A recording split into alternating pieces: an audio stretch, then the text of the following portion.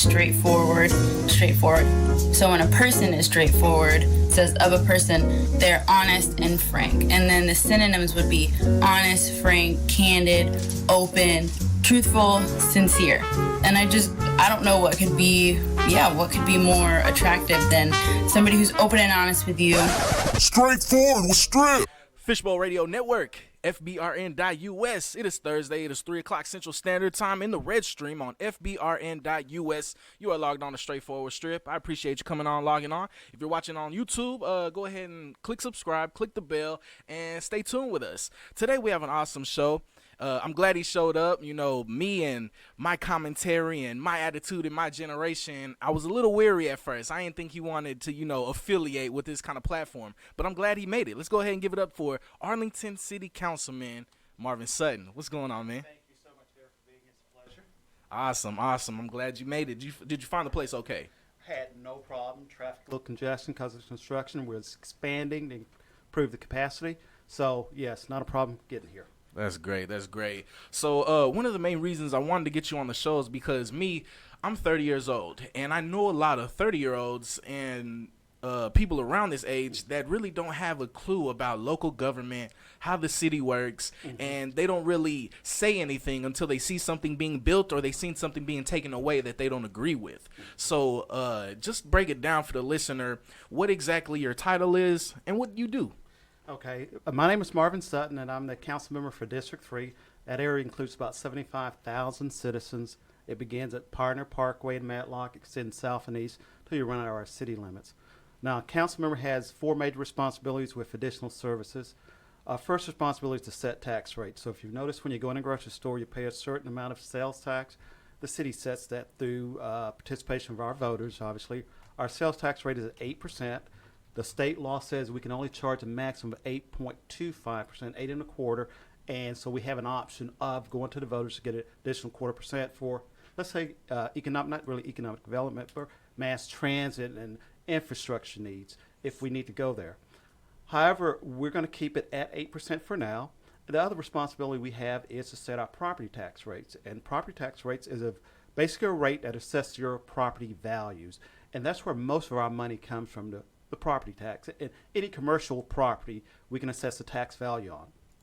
Okay. The next responsibility we have is that we adopt a budget like everybody else has a budget. Most families, most organizations, even companies have budgets. We actually have to adopt a budget. We can't run a deficit, obviously, which means that the money we raise and the money we spend has to balance out. And then we approve what's called ordinance. Ordinance are basically city laws, like our speed limits. Those signs are posted, we go through a testing period, and then we vote on them, become ordinance, and then we can enforce them with our police. That's one of the other responsibilities that we do. And then finally, we do what's called managing land transaction. And the reason I say that is, look around you. So why is the stadium there? Why is Six Flags over there? Why do we have churches in certain locations? We're about developing our community, and so we look at what's a good fit for our community. So even though you're the owner of the property, we kind of say what activity can occurs on a property. And it's called a land transaction. And we oversee public services, so you're fire and police. So if you're ever in trouble or if you ever need assistance, we're going to make sure you get that response that you need. Okay, nice. And how long have you been in this current position, city councilman? I just got elected May 4th of this year. So about 5 months I've been in position. Right. And it's a really interesting position because it takes in the dynamics of looking at the city as a whole versus looking at what you're seeing, like why are they building a new stadium versus keeping the old stadium? Yeah. Well, I look at the overall picture, and that's part of the dynamics of being a city councilman, because you have a responsibility for almost 390,000 people, but you're also responsible for creating jobs, economic development, making sure you have services, road improvement, and so my goal is to improve your quality of life at the end of the day. That's basically what we do. Nice. Because I wanted to also talk about how, you're saying, the stadium being built and then y'all are responsible for the money and like how things are formatted and how things are going to be built.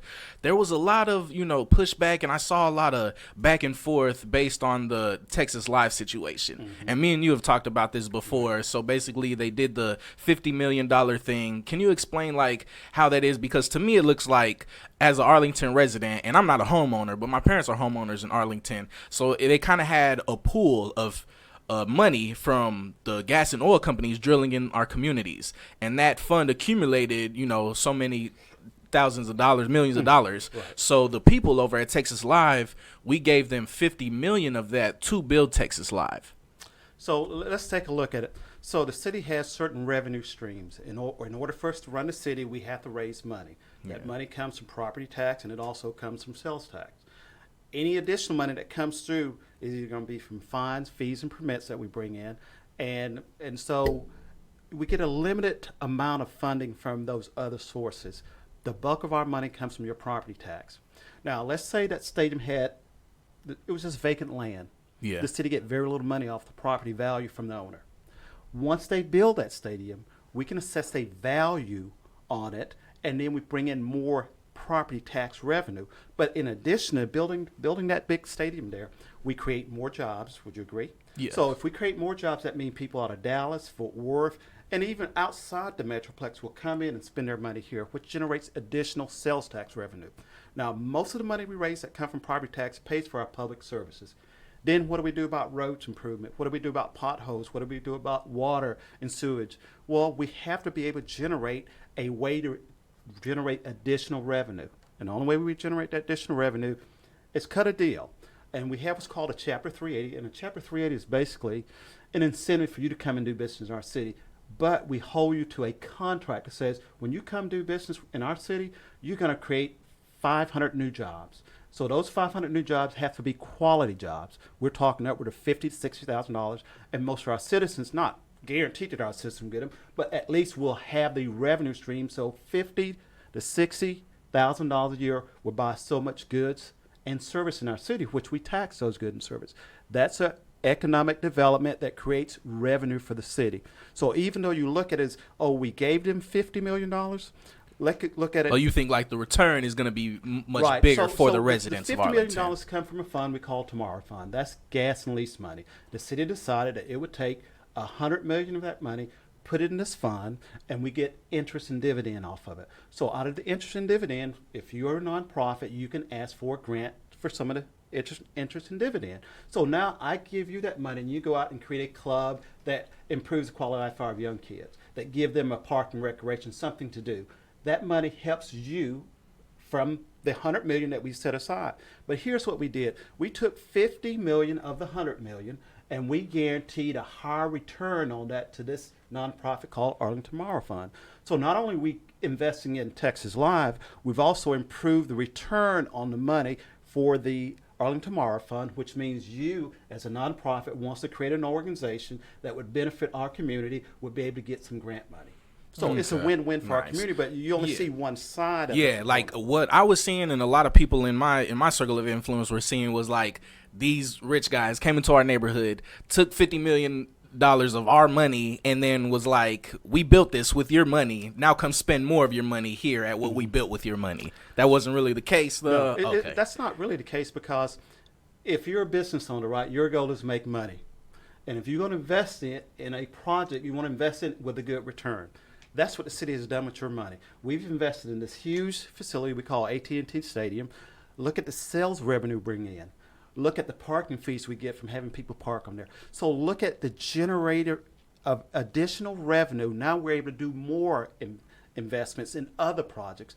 And in about 5 to 6 years, downtown won't look like it is, because we're bringing new investments. So number one, because of what we've done so far, we were just awarded the site for the National Medal of Honor, which is huge. It's the only one in the United States, which puts a big spotlight on our city. So imagine additional revenue from people coming to see that museum, where you would normally have to go to D.C. You're here to see this National Medal of Honor Museum. And I also wanted to know, because you said we're getting these new attractions, the new streams of revenue, and it's good for the city and everything. So do we really, as Arlington residents and homeowners here in the city, see any of that? Because I remember you saying something about like lowering property taxes. Maybe like I used to stay in an apartment complex across the street from the Cowboys Stadium. Like the rent was like $650, but then after the stadium came, the rent is like $900 now. So it's like, I feel like, wouldn't that money be more useful if it went back to like lowering rent so people that actually live in the area can have a better way of life? So we are looking at what we call affordable housing or workforce housing. Basically, what we have is a average medium income, which is about $50,000 to $60,000. And not everybody's going to make that kind of money. Let's be realistic. So what we try to target is 30% of that amount. What can we do to create a housing, because we have a housing demand right now for low housing, not cheap housing, but just affordable housing for people who just coming out of college, just like yourself. So with the rising cost of doing business and anywhere you go, just in the United States in general, costs have risen, whether it's insurance, cell phones, just the cost of doing business risen. And so those costs are passed on to you in rent. Those costs are passed on to me in additional costs for food. So what we would have to do is come up with a project we called housing tax credit. Now, Arlington had an opportunity to have 4 projects this year, only 2 made it. And those projects offered 30% of the median income. So if you made about $15,000 to $30,000, you would be able to afford a decent luxury apartment because the developer would receive incentives to build such a place. And he would get tax credits that he sell these credits to you. In return for me selling you credits, you would give me money to invest in the project. So I won't have to go out and get a loan for it. So automatically I have what's called equity, which means that if I decide to sell it, I'll make a profit off of it. So we're doing that right now. We started the process. There's a apartment complex that will be built off of Matlock and Barton. And then we're looking at senior housing. Is there a demand for senior housing? So we're trying to address those issues. And in the process, we're deliberating and what is the best approach to address affordable housing in the city of Arlington. Yeah. Okay, nice. I'm glad for that clarification, too, because I was over here feeling like Robin Hood, like, forget these rich people taking, because that brings me to my next point. So with all the attraction and everything that's coming to the city, I feel it's causing a lot of traffic, a lot of commotion, increased police presence. Do you think that can kind of have some like negative blowback? Because around this area, I'm telling you, when I lived here, I got pulled over every night, literally every night, driving my Impala from work, or if I'm leaving home to work, I got pulled over everywhere. So it kind of seems like this place is what they would call a high crime area. And so then we bring in these attractions and it brings more police. So the people that live here got to get pulled over more and get harassed more. How do you think, like, what is something we can do for the citizens? Because it's like we're building all this in your backyard and you're getting the negative blowback from it because you're living here. And it's cool, all the tourists are coming in spending money, but they get to leave. And then you still got to deal with this. What's something that we can do, or are y'all looking into? So you're getting pulled over before they built the stadium, right? Yes. So that hadn't changed. So whether the stadium got built or not, it hadn't changed the narrative that you're getting pulled over. Now, if there's racial profiling in the city, which is illegal, you can't racial profile. Yeah. But with the additional police presence, whenever you fill a facility that has almost 30,000 people, we have to have a certain level of public service. That's just a fact. Yeah. You get a riot, we've got to control the riot. If there's an incident where there's a fire or electrical shortage, I got to have firefighters' presence there. So you're going to see additional police presence, and what we try to do is maintain law and order, and that's the gist of it, and to make sure you're protected. But if you're being individually single, that's racial profiling, and that's illegal, and we will take care of it and have it addressed. So report it. Okay. Give me a call or call the police department and report it, and we'll have it investigated and looked into. But you shouldn't be singled out. We welcome police presence when we're having a huge event like that because you want to make sure you're safe, and that's at the end of the day, that's our goal. And because it seems like what do you think would help citizens and like normal everyday people like myself who aren't as educated in law enforcement and what they can and can't pull you over for? Because some of these cops, they're slick talkers. Like I've been pulled over for things I didn't think you getting pulled over for, like my license plate light being out. Now I'm sure that has some type of car code or whatever in the Texas road laws, but I feel that's not something you should be pulling me over for. To be fair, yes, the police can pull you over for a number of things. Yeah, and we don't really know what's valid or not. Well, they should tell you that and tell you what infraction that's occurring with the law. Sometimes they'll pull people over or pull individuals over because they're suspected of whatever activity. If they smell marijuana, if they see somebody with the gun or see a gun on there, and they'll stop you and ask you. But for the most part, it's for our protection, and if it goes outside of those parameters, then it needs to be addressed. Now, some of the organization that does have classes or does have seminars, NAACP will have seminars on it that talks a little about your rights and what to do. But whenever you're confronted with a police officer, always obey the command. It's easier to obey the command and resolve it later than to end up dead. Yeah. And That's so what I always say, especially when dealing with the always police. obey the police command. Survive the stop. Hashtag survive the stop. I want to Right. make that famous because I We see a want lot you of to be people safe. want to get into this argument and this shove match, this back and forth with a cop. And we can see from video and social media and different story accounts that it never works out in our favor. Right. So let's not try and fight the cops on the side of the road. You know, let's survive the stop. And then, like you said, say I do get pulled over. This cop is kind of sketchy. He pulled me over for something ridiculous. How can I go about like getting that information and relaying it to you or to the department to get it investigated? So when you're first stopped, obey the commands, and then you can ask the officer for his identification or his badge number. And then if you have a complaint, go to the police department downtown Arlington and file a complaint. And they should hear and address your complaint. That's going to be your best advice. Now, there's a number of infractions of the law. I don't know all of them, to be honest with you. Tail light, blink or not blinking as fast as it should be. But the fact is, we have to be responsible for our own actions. So if I'm being pulled over, I will obey the command. And then if I have a problem, I'll file the appropriate paperwork and complaint. Like, I even got pulled over one time. This was maybe like 2 or 3 months ago. I was pulling out of the parking lot here, and it was like 11 something at night. You know, I was closing down at the station. And as I pulled out the parking lot, this cop lights me up, and he said the reason he pulled me over is that when I turned out, I turned too close to the curb. And then he got into the, you know, where are you going? Have you smoked in this vehicle? And I'm like, see, you pulled me over just to like find something, because I've never heard of turning out too close to the curb. Like, come on. So there have been some incidents where I've been driving where I've noticed somebody kind of hit the curb a little bit, and I wonder, are they drunk or not? Yeah. I don't have the authority to pull them over, but I would love for a police officer to pull them over just to make sure. like, because, check. Yeah, Yeah. that drunk driver isn't a responsible driver. We need Nice. to get him off the road. So I don't know if it was one of those situations where you pulled out, but the fact is that we want to make sure you're safe. At the end of the day, that's the thing. We want to make sure you're safe. Yeah. Not all cops are bad cops. We have a lot of good cops out there. You're going to have a few bad ones, just like in any environment, any community. You're going to have a few bad people that it's not reflective of the entire community. It's just that's just the nature of the beast. Oh, yeah. And, you know, speaking of bad cops or bad people and everything like this, the recent police shootings, you know, we're finally over the Amber Geiger trial. That took a lot of time and a lot of energy. Do you have any take? What's your take on the 10 years? Do you think it was fair? Did you have any qualms about what was going on with that trial?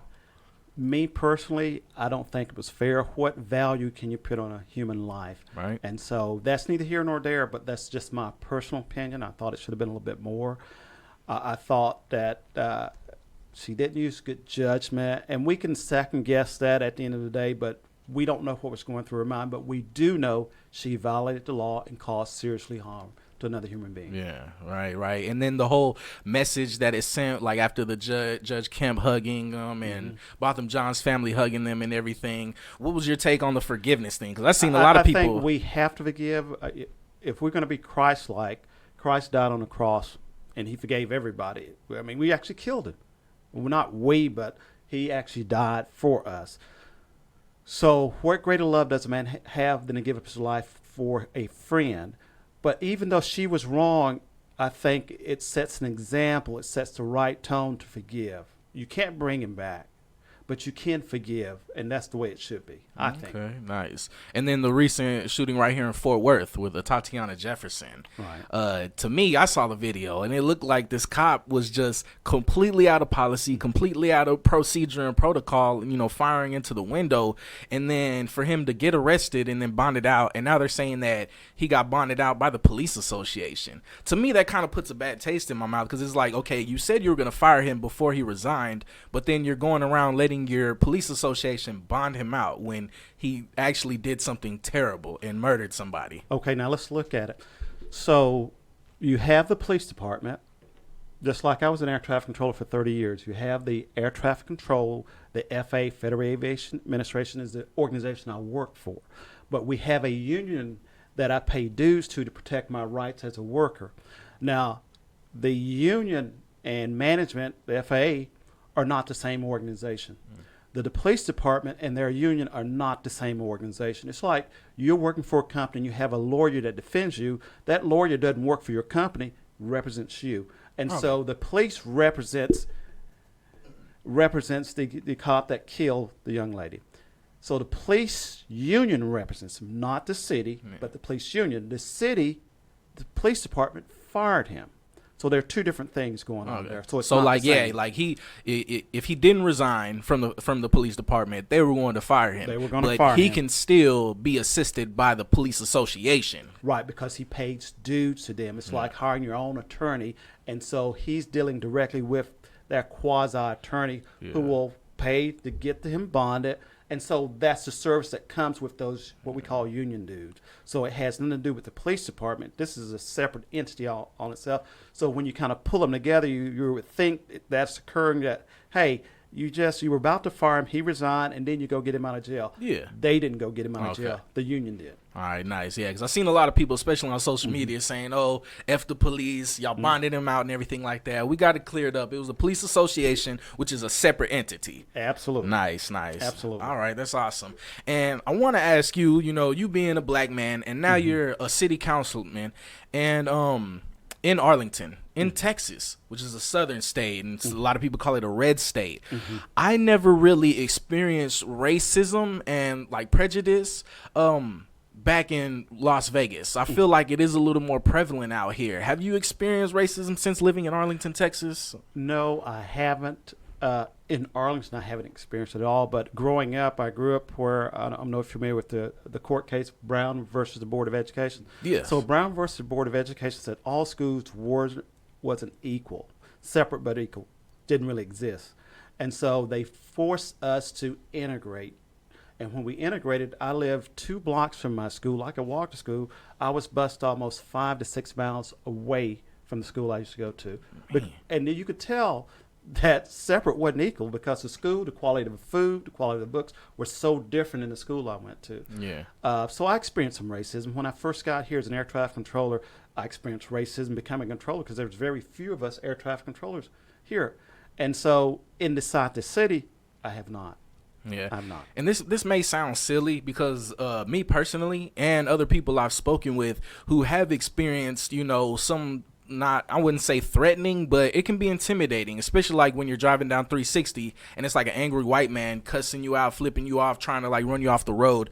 What is there something that we can do like as citizens, instead of calling 911, what can we do to make sure like these people stop doing this? Because black people are in this city. We're not going anywhere. Right. And the numbers show that our numbers are actually growing. So what can we do to assure that if we come in contact with some racism or like whenever that stuff was spray painted on the car wash and everything, how can we make sure that we can feel safe at the end of the day and that you guys can catch these people? Well, not the city council, but the police. Well, I think it has to do with mutual respect. A lot of that goes on. Respect is earned. And because you don't like me doesn't change the fact I'm going to still be here. What's the best thing I can do? Smile. Yeah. How are you doing? How's your day? You may never like me, but you will learn to respect me over a period of time.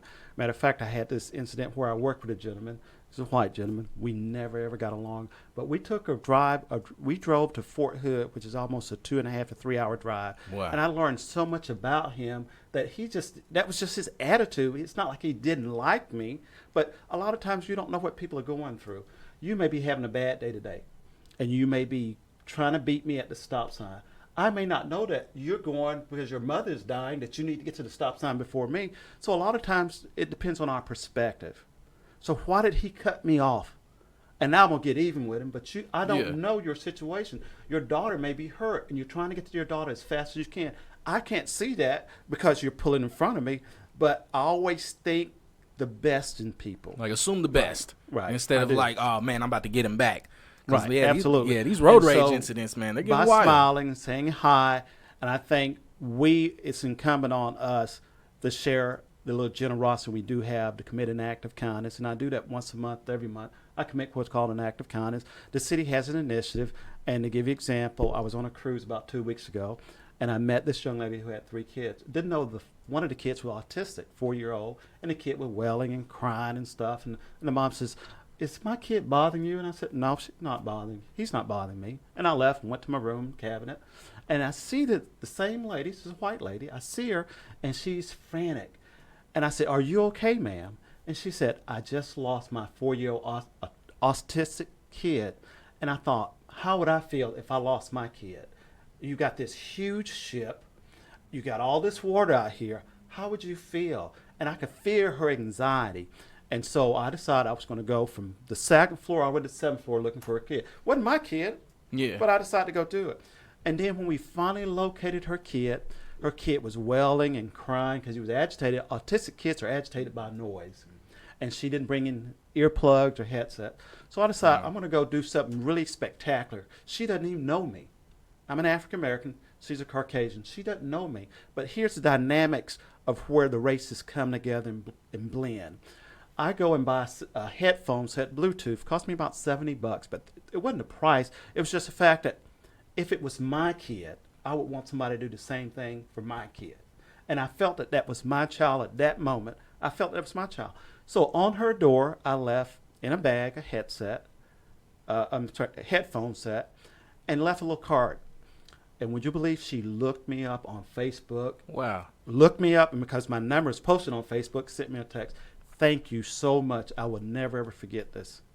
And so it made me feel good because I did something special, but it made her feel good, and hopefully it encourages her to do something positive. Yeah. And if it encourages her to do something positive, it becomes a multiplier. And things like that, I look at them from both sides. I look at it like, one, yeah, that could be amazing and awesome because especially you being a black man, she can be like, if she has a bad taste in her mouth about black people, she can be like, wow, not all black people are evil and thugs and gangsters because this black man helped me out. Mm-hmm. But then I kind of think about, the opposite side of the spectrum, going back to like Judge Kemp and the hug and how people are saying it can send the wrong message. So maybe she can take that and be like, yeah, see, black people always do what we want them to do. They always serve us. Mm-hmm. Do you kind of feel like she would get that feeling as well, or no? You kind of look at the positive things. I always look at the positive. I grew up in a housing project. I grew up on welfare, and a lot of people helped my family out. I mean, people gave to make sure we had food. With 8 kids, I got what was left most of the time. So I feel that we all inside of us have goodness, and we got to explore that goodness. And at the end of the day, when it's all said and done, I, Marvin, have to count for what I've done for the community, what I've done toward you. I don't care how you treat me, but at the end of the day, I have to count for me. That's all that matters at this point. Yeah. So as long as I do my best and do good and treat people the way I want to be treated, I'm okay. I can't change the way you treat me. I can't make you like me, but I can treat you with kindness. Nice. And now going back to schools and education, because you mentioned something about, the equal schooling and education. I heard in Arlington, there's supposedly like some type of bond or some voting that's supposed to go on to disperse monies to the schools of Arlington. What is that going on? Or what's that about? Okay. So there's an election coming up. Every year there's an election on the first Tuesday in November. Every year there's going to be an election. In this particular election, in odd numbers year, which is 2019, we have what's called Constitution Amendment election that changes the Texas Constitution, and there are 10 statements on there that you'll vote either for or against that would change our Constitution. Besides that, there are some local issues, and they're called proposition as well. Arlington ISD wants to spend our obligated citizen to $966 million. Now, that money is going to be used for schools, building facilities, new busing, maintenance facilities. So that's a good thing. So when that money is actually being utilized, it creates economic development. It creates jobs. And that's a good thing for our community. So in addition to the bond election by the school, Tarrant County College also wants to do a bond election as well. And that bond is worth $825 million to renovate their facilities, wow. Which means you're going to have construction jobs. You're going to have people coming in. You're going to have people spending additional sales money in here. Yeah. So it's a win-win. Whenever you create a bond, it creates economic development. So like more of our like urban-looking schools and urban-looking neighborhoods can look more like the schools and neighborhoods in Mansfield and Southlake and all that. Because like I grew up in South Arlington, and then going to school in Mansfield, just that little 15-minute bus ride, I can see the difference of, the quality of the neighborhoods, the roads, the schools, the houses, the businesses, compared from South Arlington to just Mansfield. So these bonds, how can we get more money to make, because like I said, especially the neighborhood across the street from the Cowboys Stadium where I used to live, right there on Rogers, I think it is, Rogers and something else off Collins. Yeah, Sanford. Man, that looks like the projects, where my family grew up in, like in Vegas and stuff. So it's like, how can we have neighborhoods neighborhoods looking like this across the street from something so grand and so amazing? Like, how can we make sure like we're funneling more money into the revitalization of these apartment complexes, these houses, these yards, the roads? Okay, so let's talk about your neighborhood. So you have property owners who own the property, and the property owners are allowed through our zoning, since it's residential, to have residential activity. Now, the city has certain standards that the property owner has to adhere to, has to follow. However, I can't go and make the property owner put a new roof on there when it doesn't need a new roof. I can't make him do a remodel when he's not going to have the revenue coming in for the remodel. Yeah. That makes sense? It's like me buying a car and you're telling me, I want you to put 24-inch rims on the car. Why? I'm meeting the state standard with the tires on it. Yeah. And so we can't force the owner to do that. You as a resident with the dollars that you spend there can, just don't rent. And it forces him to like remodel. renovating it. Mhm. Okay, nice. You speak with your dollars. Yeah. Okay. Yes, Awesome. absolutely. I wanted to bring up, you know, because of the police shootings and the mass shootings going on, everything. What is your take or your stance on gun rights and gun ownerships and people having CHLs and, you know, the NRA fighting for assault rifles and things of that nature? So I spent 8 years in the United States Air Force. I was a marksman, carried M16, qualified on T-38, M16 grenade launcher, heavy artillery. I'm protective of the Second Amendment, the right to bear arms. I don't have a problem with the right to bear arms. I think we have to be responsible when it comes to firearms because they're deadly and they're designed to kill, right? Yeah. A car is designed for transportation, but you can still use a car to kill. But for the most part, a weapon is designed to kill and maim. I mean, that's what it's there for. So Yeah. we have to be responsible. So I can support gun rights, but I think we still have to produce some legislation that's reasonable, such as background checks. Why do you need a clip to put in a weapon when if you're doing that, and we use that in the military, we had clips, huge clips for our rifles for war and combat. You don't really need that in this environment here. Yeah. And so my thoughts are, I can be supportive of the Second Amendment, but I can also be supportive of reasonable gun legislation. Nice. Yeah, like you don't need to walk into Walmart with, you know, extended magazine and two things on your hip and everything. Because I've seen something like that before. And I kind of feel like, open carry, and that's the law. I don't agree with that part of the law. Yeah. Because it makes people uneasy. Yeah, that's what I was saying. Like, It it's makes one people thing real to have, uneasy. like, you know, like a concealed handgun in your pocket or in your car, just in case, like, a weirdo, you know, wants to make a scene right there. But whenever you're walking into an establishment or something with this big gun visible, I feel it kind of brings that negative energy on. So now people are looking at you like, oh, man, why does he have a gun? Why does he feel he needs to have a gun? But I think that creates a big target, a big bullseye on your back when you walk in there. So if someone wants to do harm, who do you think is going to go after first? They're not going to go after unarmed. They're going to go after... I mean, it's obvious. So I'm not supportive of that type of open and carry. I don't mind concealed handgun license. I don't have a problem with that. Yeah. I just think we need to move in toward a direction where we are able to implement and and I think we have a public support on reasonable gun regulation. Okay, nice. And you being a city councilman, I want to know what really like got you into politics and got you wanting to be a city councilman, or do you want to be something bigger? Like this is just the first step in, you know, your goals, or what do you want to do from here? So politics. So when I graduated from high school, my mom had a 4th grade education. Never got past that. We collected welfare and lived in housing project all my life till I graduated. And as I got older, she depended more on subsidies for the government, like Medicare and stuff, and she had to make a decision. And she's hurting as you get older. Your body didn't respond like it used to, and she's got to make a decision. Should I go buy, you know, a loaf of bread and some chicken, or should I pay for medicine so I feel better? And I thought, she shouldn't have to make that decision. Right. It's not her fault that she couldn't go past the 4th grade because the institutional racism exists back then. Yeah. If you lived in rural Georgia, you only completed the 4th grade and you had to move to a city, and she had to stay and help her mom. So through those circumstances, she wasn't able to get a job that paid a reasonable wage. And so I thought, how can I be an agent of change? And so I registered my mom to vote. I got involved in politics, and I started voting. And once I registered my mom to vote, I became a national delegate. And a national delegate is a person that's elected through a group of persons that have voted in an election, even number election in March. And I want to have a profound impact. And so I was a delegate for Al Gore, who had a platform that would address those issues as a president. He was running for president in 2000.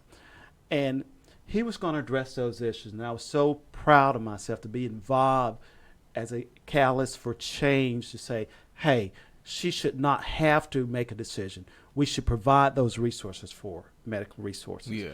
And so that did occur. And so I was so proud of myself. And then I thought, this is really neat how you, an individual, can see something and make a change. And the only reason government exists, the only reason our government exists, is when you can't resolve a problem, government uses the resources to resolve those problems for you. Let's take an example. Let's say there's a big hole in the road. You're not going to go out and buy the equipment, buy the resources to fill it. You just don't have that money, and you probably could care less. But you don't want to drive over into the hole either. Oh, yeah. So the government comes with its resources, massive resources, from property tax and sales tax and finding fees and permits to repair the hole in the road. And that's the only reason government exists. Yeah. So as I got more involved in it, I said, what can I do at the local level? Because all politics are local. So when we do things locally, it happens just like that. Yeah. And so how can I make a difference? And when I first ran in 2007, I lost. I ran again in 2009. I lost. What seats or positions were you running for in these campaigns? It's the same positions, District 3. And I lost in 2007, I lost in 2009, and I lost in 2011. And then 2013, I said, let me see why people don't want me in office. Maybe there's something I'm doing. Maybe I'm not connecting with people. And so in 2013, I didn't run. I just thought about it. What can I do? What do I have to offer? And then in 2015, after I did some introspect, and I looked and I go, I can make a difference. And I ran again in 2015, lost. And in 2017 was the closest I ever came to winning. I lost by 2 votes, the closest I ever came to winning. Most of my losses was more than 300 votes. Here, I've actually lost by 2. I said, you were that there's close. There's some light at the end of the tunnel. Yeah. Lo and behold, 2019, this year, I win. This year I win. So I never gave up, and my motto always been keeping the faith, keeping the fight, keeping the focus, always moving forward, always being on the move. Yeah. And so it changed everything. So now I get to make a difference. I get to impact people's lives. And it's so rewarding to see that people say, hey, thank you. Thank you so much for making a difference. Thank you so much for getting this taken care of for me. Thank you so much for even things that has nothing to do with city council, I can assist because I know who you can contact to get it done. Yeah. To give you an example, a church in the neighborhood called me and said, hey, we made a mistake, and now we have a $90,000 tax bill. And we filed the paperwork late, and we don't know who to go to, and we just don't have the money. We do a lot of things in the community. Can you help us? And I said, let me talk to some people. And I said, I'm going to talk to this person. I'm going to have this person call you. You meet with this person and say, look, hey, we filed the paperwork late. Is there other options? And so we were able to work through that. So the church didn't have to come up with $90,000. So the church were able to use their money for the community, for the people that attend the church. All right. So in a sense, you can actually, help save people's lives and livelihoods. Absolutely. And everything. So why do you think like politics and politicians got this like negative stigma and narrative around them, especially in the black community? Like me coming from, my father is black, coming from a black family. Whenever I first like let my family know that I wanted to get into politics, I actually want to run for a seat, they're like, man, that's that devil stuff, man. Stay away from those evils. Those, those kind of people are liars, cheaters, thieves, and all. Like, let's not do that. Like, how can we change that narrative and actually get more people that look like us to run for these seats, to be the change we want to see? So you do have a small percentage that do, and that goes across the board regardless of race. But you got a lot of good candidates out there, a lot of good public officials. Remember Ron Kirk? Ron Kirk didn't have any negative baggage. Andrew Gillum, who was the mayor of Tallahassee, didn't have any negative baggage. You have a lot of good public officials out there, but you only focus in on the small percentage that do make the rest of the system look bad. And so I'm here to say people have good intentions when they initially start. For somewhere along the way, they go astray. Not all politicians are bad. Some have good intentions and good heart to make good on the promise to the people. Yeah. Nice. That's cool. And I can honestly say that, I first noticed you and seen your work and everything you do in the community before the campaign started, Right. before you were running and everything, and you said specific things that you wanted to do for the city, and then you got elected and you started doing them. So I want to thank you for that too, because before that I was one of those black kids like, man, voting don't matter, my voice doesn't matter, they're gonna do what they want to do, these evil white people are just gonna do what they need to do to get more rich and make us poor still. But then you came in and you were like, yo, we're gonna change this, we're gonna clean up roads and everything. I want to know, and it might sound silly, but I haven't been to every park and every road in the city of Arlington, but what would be the process, or how can we make Arlington more black to kind of make our black community be more proud to live here and not want to go to Dallas or Fort Worth? Like, I seen somewhere in Dallas they just renamed a road. So I was thinking, and like I said, it could be silly, but in Arlington we have 2 roads that are named Green Oaks. I want to change the South Side Green Oaks, right there, Green Oaks and Matlock. How can we change that road to be named after like a black prominent figure or something? Because it's not the hood. Because I don't like every time, and it's the same thing in Las Vegas. Malcolm X and Martin Luther King Boulevard is the hood. How can we make an area like Green Oaks named after like Marcus Garvey or something? So what do you mean by more black? Like, I want to see we're more a melting pot. If you look at Arlington, we don't have a section of Arlington that's predominantly African American. Arlington is the most diverse city in Texas. Arlington is the most diverse city in Texas. Yeah. Where I live, you'll have an Asian, an African American, a Hispanic, and so we're the most diverse. So when you say make Arlington black, why don't we make Arlington great? And because we all benefit when we have a great city, would you agree? We all benefit. So if we make Arlington great, that's a good thing. Now we do have street toppers that identify Martin Luther King Street. We do have that, and so if we want to do a process, that process requires petitions from business owners who are affected by it, and then we move forward the process. Okay. If you want to do a street topper, it doesn't change the street name. It just put a topper on it that identifies a particular area. You can do that as well, if that's what you want. Nice. So what I would have to do is, go to all the businesses right there on Green Oaks and Matlock and have them sign like, we can change the road name. We want to change name to this and this. And the reason you have to make that good faith effort is because business has stationery and they have Google listings and such. And that changes everything. It creates an additional expense for those businesses. Yeah. Oh, wow. Okay. So like if us, the city, wanted to change the name, we couldn't make that like maybe an incentive, like, hey, if we change Green Oaks to Marcus Garvey Avenue, you won't have to pay for, the info on Google Maps, or, somebody's trying to look you up in the library or something like that. Right. So even if you pick one historical black figure, we may all, as African Americans, may not agree. And then if we don't agree, all the other ethnicities should have a say in who that person should be. And then do we go from there and say, Hispanics want someone, the Asian want someone, the Muslim want someone? Do we arbitrarily start changing everything? Because I see like point? Where that discussion can kind of get a little sticky, but everybody wants something. Then the women may want a historical female who's done something great for our nation. At what point does that end? And that's the question. Why Marcus Garvey? Why not Malcolm X?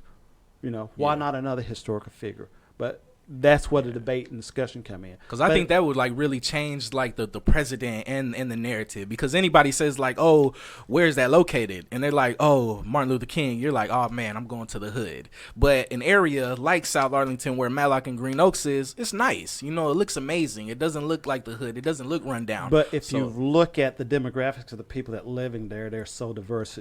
You can tell the difference. And I don't think we will focus on just historic. I think we've got to focus on we as a melting pot. Yeah, we're going to recognize, and that's why we have Black History Month. Because I see like there's another shopping area around there where like the Indo-Pac World Market is, and they have that big old store, and then like little mini shops around there, so we can kind of say that we know what type of group of people is in that area. And then over there, I want to say it's like Pioneer and Daniel, Pioneer and Collins, where the big like Chinatown thing is, and that whole like market and everything. How could we get like a little Africa or something, or am I just being extreme? So no, you're not being extreme. That comes from developers and people who have money who will develop a marketing facility or a facility that will attract people of color. But right now, I don't see that happening unless we get those developers in there. Now, the Asian has a lot of money and a lot of economic development inside of that Asian Square, and they have one further in the Times Square in Grand Prairie. But I don't know if we have investors ready to make that move yet, to be honest with you. I don't know that for sure. But what I do know, we're a diverse city, and with diversity comes some challenges, and with those challenges, it helps us learn to respect each other at the end of the day.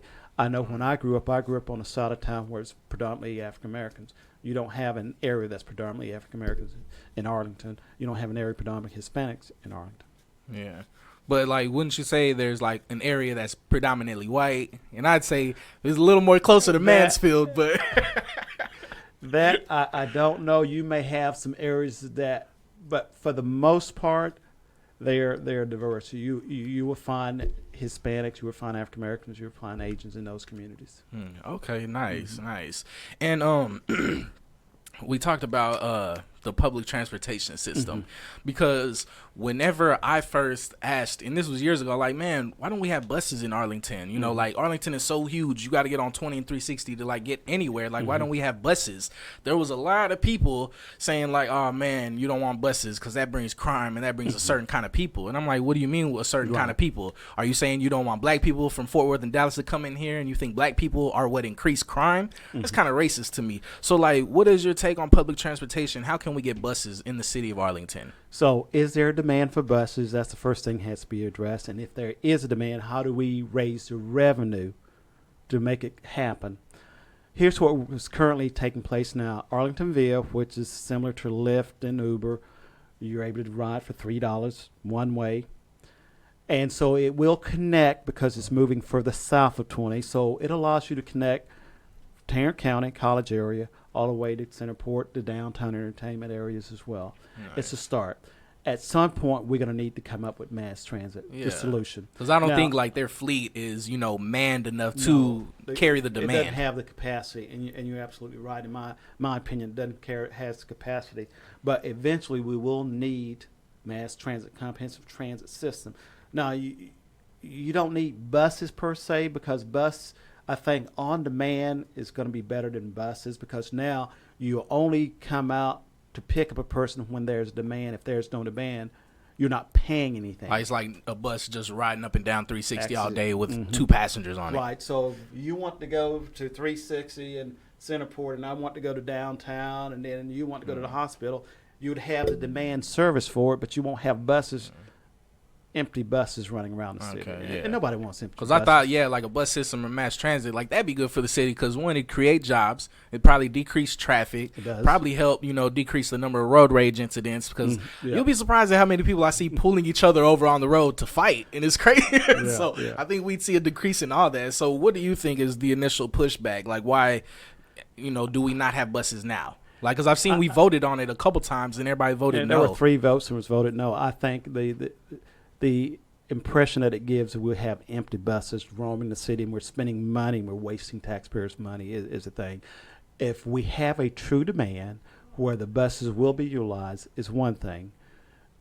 I don't think we have that demand. I think Arlington Via will serve that particular aspect of the transportation component. But we do have about 90% of our citizens that commute outside of Arlington for work. We have to deal with that component of the comprehensive plan. Oh yeah. Okay. Nice. So I want to get a street name changed. I want maybe another park named after a black person, a black figure. It can be male or female. Okay. So there's a park named after Martin Luther King. You're aware of that, right? Nah, see, I wasn't Yes, aware of that. See, yeah. So there's a where's that huge located? complex. Too? I think it's located out West Arlington, huge complex. And Martin Luther King Day, there's a 4-day event that occurs on Martin Luther King Day. Were you aware of that? I was not. Yes, there's a 4-day event. And that brings me to another question. So, like, in this technologically advanced society we're in now, does Arlington have, like, an Instagram or a Twitter? Or, like, where can we go to find these things out? You know, like normal, everyday Arlington residents like me who didn't know about the Martin Luther King Park. You can go to Arlington website. You can Google it. Arlington website has a lot of information that's available there. Yeah, nice. So do y'all have like social media or anything We like do. that? The city does Okay, have cool. social media. I was gonna say because I can run y'all social media. I'm pretty fluent in the social media game. We got that department covered. Yeah, nice. I'll really diversify the Arlington Instagram. That's cool. One other thing I wanted to ask you, you being a city councilman, I want to get your take on the homeless population in the city. Do you see it growing or decreasing, and what can we do to help the homeless a little more? Because I've kind of been seeing more people standing on corners asking for change. Okay, so let's define the homeless population. So every year, every city in the U.S., January 19th, go out and count the homeless because it's cold and they're inside the shelters, so they do count the homeless population. Our numbers have went down somewhat in Arlington, but anytime you have a homeless person, it's a problem. And so we're trying to address that. We have certain organizations that do help us, and I'll list a couple of them real quick for you. Temporary shelter, we have the Arlington Life Shelter, Salvation Army. We have Safe Haven. For assessment for service, you have Arlington Housing Authority and Arlington Life Shelter, Arlington Charities, Arlington Urban Ministries. So we have a lot of charitable organizations that do and will provide some of those services for the homeless. Wow. Okay. Nice. That's awesome. I'm still interested in this Martin Luther King Park. I really want to check it out. And it is a huge complex. Yeah. And it's well deserving in its name. Okay, that's awesome. Yeah, because the only thing like I knew of before that was the LZ Odom Recreation Center, and that was a black man, so that was pretty cool. That had no drama, right? So just a few of us that just. But you do have some great African American politicians who held the line, who made you proud, and so we do have facilities that are named after African Americans in the city of Arlington. Nice. That's awesome. And again, if you're just now logging on or if you're watching this on YouTube, you're logged on to Straightforward Strip every Thursday at 3 p.m. Central Standard Time in the Red Stream. That's fbrn.us or www.fbrn.us. Fishbowl Radio Network, click on the Red Stream every Thursday at 3 p.m. We're in the studio right now with Arlington City Councilman Marvin Sutton. You said that was District 3? District 3. Nice. And again, what area is that? Like from what road to what road are you responsible for? I'm responsible for District 3, which encompasses about 75,000 citizens. Starting point at Matlock and Pioneer Parkway, run out to the east of 360 and then down 360, and it meanders around the city limits back to Matlock. Nice. Mm-hmm. Okay, and I wanted to ask you as well because the numbers that I'm seeing as far as voting and the black community, it can be a lot better and a lot more. How can somebody, or is it possible for maybe like somebody like me to be one of those people that register people to vote so I can get more black people registered to vote in Arlington? Absolutely. There's a process to become a deputy registrar. You have to attend a class through Tarrant County Election Administration. And once you complete the class, they basically give you the authorization to register voters in the city of Arlington or in the city of Tarrant County, and then you can register people anywhere in Tarrant County, but not outside the county. So it plays a major role the more people you register, but I come across the point that after I register people to vote, they still need to know when to go vote, and that was always missing. So you're going to have to reach back to those same applicants and say, the election is coming up. Matter of fact, we have election coming up November 5th. Early voting starts on the 21st. So this coming Monday, early voting is taking place throughout Tarrant County. And what is this election for, really? This is the election we talked about with the 10 constitutional amendments, the bond election for Arlington ISD, the bond election for Tarrant County College. That comes up on Monday. And so for people who aren't as technologically advanced or, don't go to the arlington.gov website, like, what can we do to get this info out there more? Because I kind of feel like it can be easier to find out when these meetings are, when these voting sessions are, when y'all are holding, different elections for different things. Like, because I see, the billboards on 360, they're quick to put a wanted sign up there, and it's always a black or brown person. But why not put something on there about, like, hey, have you checked that MLK Park? Or, hey, don't forget November 5th is this election going, because I kind of feel like if you don't catch it, you miss it. And what can we do? That's a good idea, and we could pass that. I could pass that on to Tarrant County election. But most of the resources from the election are based on the candidate getting the word out. So the candidate should be using their funding to get the word out. You'll probably see some signs go up, vote for, and let's talk about ISD bond election. You'll see those go up as well. The churches play a major role in our community, and they have played a role for years and years. Churches normally put that information out, as well as certain sororities and fraternities. And so we try to get the word out, and most local campaigns, partisan, nonpartisan, try to get the word out. I give you an example. The League of Women Voters, try to get that information out as well. So during this election cycle, you have an opportunity to vote on a new device versus old. If you voted before, there's been an old device that we call electronic voting. Okay. You would still have an opportunity to electronic vote, but you would have a paper trail to back it up now. Nice.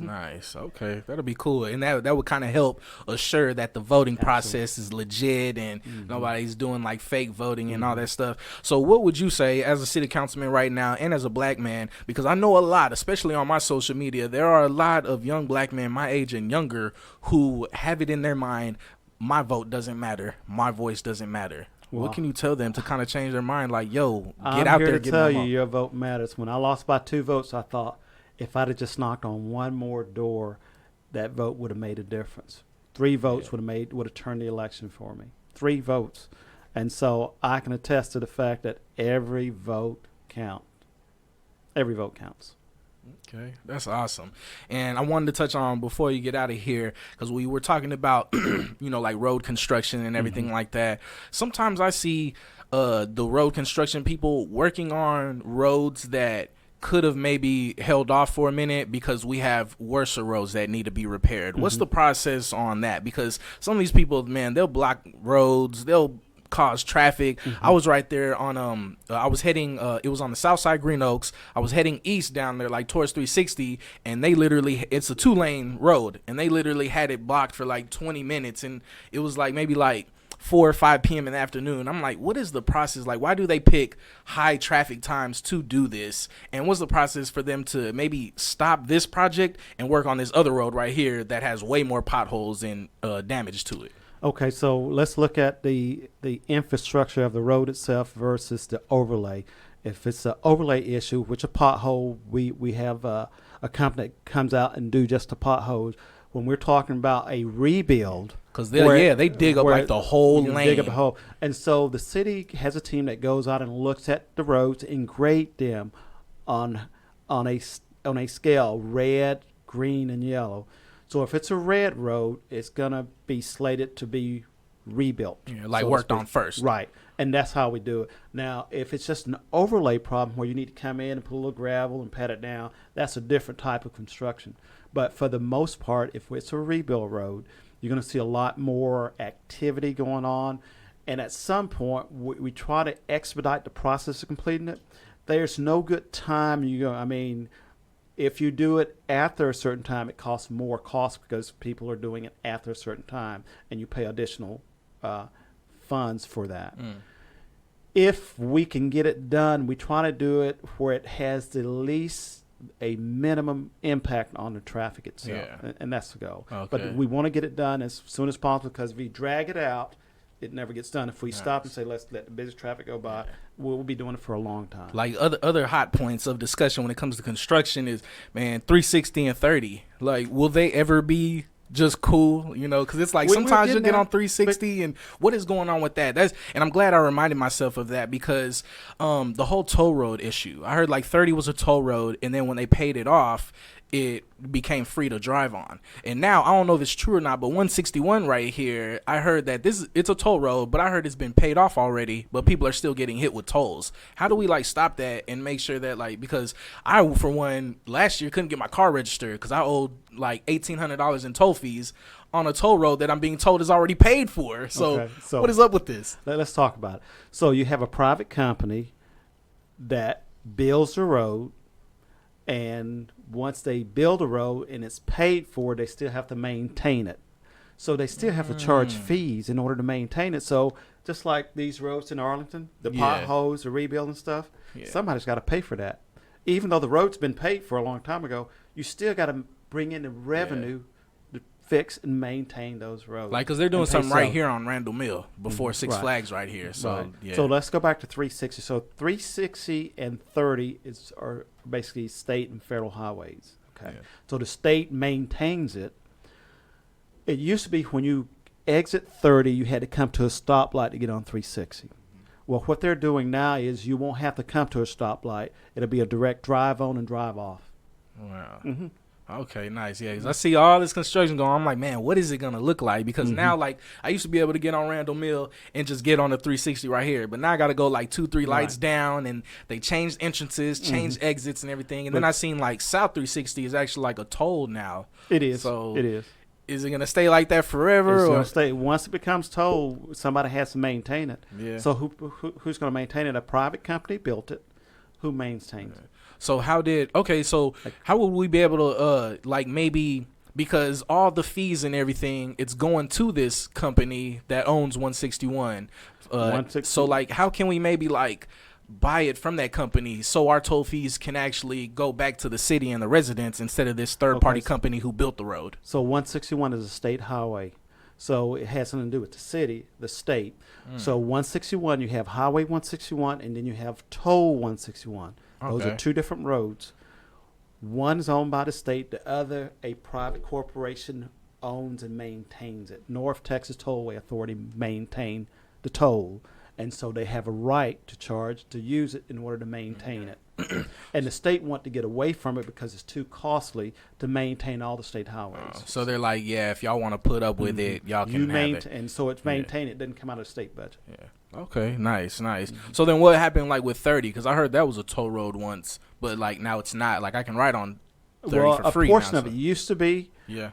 I don't know the deal or what agreement was made, but a portion of it used to be. It's not anymore. But with North Texas Toll Authority having the rights to the road itself, then they have a right to maintain it and charge a fee. Okay, nice. And Mr. Marvin Sutton, Arlington City Councilman of District 3, I know I've just been talking your ear off, asking all these wild questions and everything. I want to know, what are some things, or what is something that you want the listener to hear right now, or what do you want the listener to take from this, or what is there something that maybe I didn't ask or didn't touch on that you feel we need to emphasize or discuss? So I've registered over 3,000 voters in the city of Arlington, and I always tell voters, when you go vote, the process has not ended. The process never ends, because when you go vote, always stay connected with the vote. What do I mean by that, Gary? We have town hall meetings. We have city hall meetings. Stay connected with the vote. Hold me accountable. Follow me. Hold me accountable. That makes me a great candidate, but also it makes me open and transparent. It makes me responsible to the needs of the community. Yeah. So always stay connected with the vote. Stay informed. Stay engaged. Like, be more proactive instead of reactionary. Because I kind of feel like we don't want to get involved, especially us in the black community, people my age and younger. We don't want to get involved unless it hits home, unless it affects us closely. So basically you're just saying, like, be proactive, follow up with these people who are running the city and making these decisions. Go to the city hall. A lot of people have probably never been inside the city hall. I've never been. And don't understand the process, what a councilman does, what does the city actually do, what is it doing right now, what's the dialogue, what's the conversation, what's the development, where's the traffic issues, what are we doing with your money, are we spending it wisely? So I want you to stay engaged, I want you to stay connected. But I also want you to follow me to City Hall. Follow me to the town hall meetings that we hold. Nice. They're going to be educational. And we need your input, because there's 9 people that's responsible for almost 400,000 people. There are 9 decisions that are being made. And Your decision matters. So we welcome your input. Nice. We welcome your input. Okay. And so November 5th, that's when the election starts. And early voting starts Monday. Monday? Okay, nice. Marvin Sutton, I appreciate you coming to Straightforward Strip. I hope we can have another discussion because I'm sure there's more things going on in the city of Arlington that people are going to want to know about, you know. Right. So this is your first term, and you plan on, like, running again after this term. When does this term end? And this term ends June 3rd, 2021. Yeah. Okay. Nice. So you got some time. Yeah. Do you have any like personal plans or promises that you want to see done? Like not necessarily just for your district, but for the city of Arlington. I like to see diversity in the contracts that are awarded out of the city, as well as the hiring practice of the city. I like to see the diversity that reflects our community. I like to see mass transit, and I like to see lots of economic development where we create more quality jobs in the community. Nice. That's awesome. And minimize our congestion with the traffic. Okay. Yo, you heard it here first from the Arlington City Councilman of District 3, Marvin Sutton. This is Straightforward Strip every Thursday at 3 p.m. Central Standard Time in the Red Stream. And like always, I'll be black next week.